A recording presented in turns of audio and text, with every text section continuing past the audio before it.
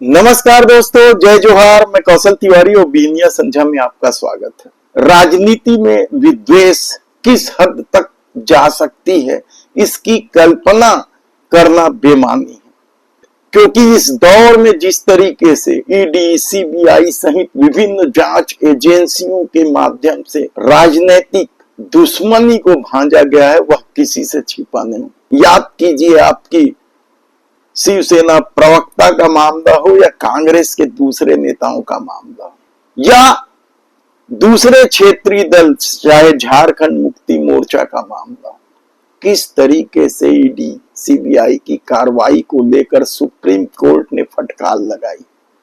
हालांकि राजनीतिक विद्वेष की कहानी नई नहीं, पहले भी मुद्दों को दबाने के लिए, खामियों को छुपाने के लिए राजनीतिक द्वेष के तहत कार्रवाइयां की जाती थी। और ऐसे ही एक कार्रवाई के मामले में जो फैसला आया है, वह सबकी आंख खोल देगा कि किस तरीके से भारतीय जनता पार्टी के तत्कालीन मुख्यमंत्री एक मुद्दे पर इस कदर बौखला गए कि कांग्रेस नेता के टाकीज पर तालाबंदी करवा दी, लाइसेंस रद्द कर दिया, कोर्ट के स्टे के बावजूद चालू नहीं करने दिया। यह कहानी दरअसल सरगुजा क्षेत्र का है, अंबिकापुर का है। अंबिकापुर घटना 1992 की है, जब प्रदेश में सुंदरलाल पटवा की सरकार थी। यह पूरा मामला हम आप तक पहुंचाए। इससे पहले आपसे आग्रह है कि आप हमारे चैनल को सब्सक्राइब कर दीजिए, बेल आइकन का बटन दबा दीजिए। एक महत्वपूर्ण घटना की और जानकारी दे देते हैं कि छत्तीसगढ़ महतारी के अपमान के बाद गुरु घासीदास बाबा के अपमान की हिम्मत किस कदर बढ़ गई है गैर छत्तीसगढ़ियों में, यह हैरानी की बात है।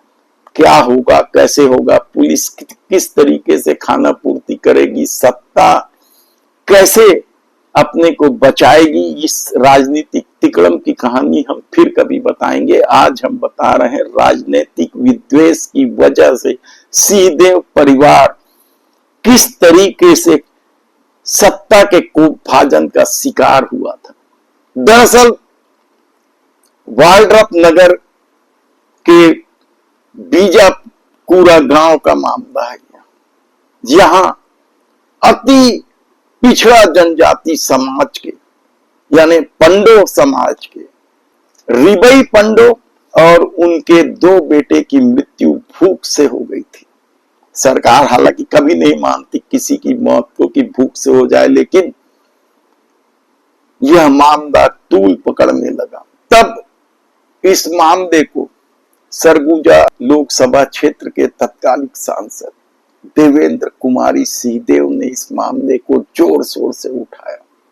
सत्ता इनकार करते रही, कलेक्टर पूरी तरीके से घिरे नजर आ रहे थे और मामला इतना बढ़ा कि तत्कालीन प्रधानमंत्री नरसिम्हा राव भी अंबिकापुर पहुंच गए और इस मामले से नाराज सरकार ने, यह खेल खेला कहा जाए तो गलत नहीं होगा, कलेक्टर को अपनी कुर्सी बचानी थी, सरकार को खुश रखना था और उन्होंने किस तरीके से देशवश कार्रवाई की, इसकी वानगी सुनेंगे तो आप चौंक जाएंगे। यह मामला उफान पर था, भूख से मौत का मामला, और परेशान बेचैन कलेक्टर टीएस छतवाल ने 19 अप्रैल 1992 को अलकनंदा टाकीज का लाइसेंस निरस्त कर दिया। इस टाकीज का संचालन तब टीएस बाबा किया करते थे। लाइसेंस निरस्त होते ही सिंहदेव परिवार सक्रिय हुआ। वे कोर्ट पहुंचे, जहां उन्हें 24 अप्रैल को स्टे मिल गया, लेकिन कलेक्टर ने स्टे को नजरअंदाज किया और टाकीज का संचालन रोक दिया। इस मामले को लेकर फिर न्यायालय का दरवाजा खटखटाया गया। लगातार लगातार सुनवाई होती रही, तारीख पर तारीख। यानी सोचिए कि 34-35 साल बाद इस मामले का फैसला अब जाके आया। कोर्ट ने साफ तौर पर तत्कालीन कलेक्टर टीएस छतवाल को इसके लिए दोषी माना, और जो नुकसान हुआ था टाकीज के संचालन में, जो आर्थिक क्षति पहुंची थी श्रीदेव परिवार को, उसकी भरपाई का आदेश दिया गया है। ब्याज सहित क्षतिपूर्ति राशि भी अब उस टीएस छतवाल को देना होगा। राजनीतिक विद्वेष के इस कहानी को आप किस तरीके से देखते हैं? किस तरीके से भूख से मौत के मामले को मुद्दा बनाने या सरकार को घेरने की कीमत श्रीदेव परिवार को चुकानी पड़ी थी, यह इसका एक जीता जागता प्रमाण है। देखते हैं कि राजनीतिक विद्वेष इन दिनों कुछ ज्यादा ही बढ़ गया। तब इस फैसले से क्या सत्ता सबक लेगी? धन्यवाद।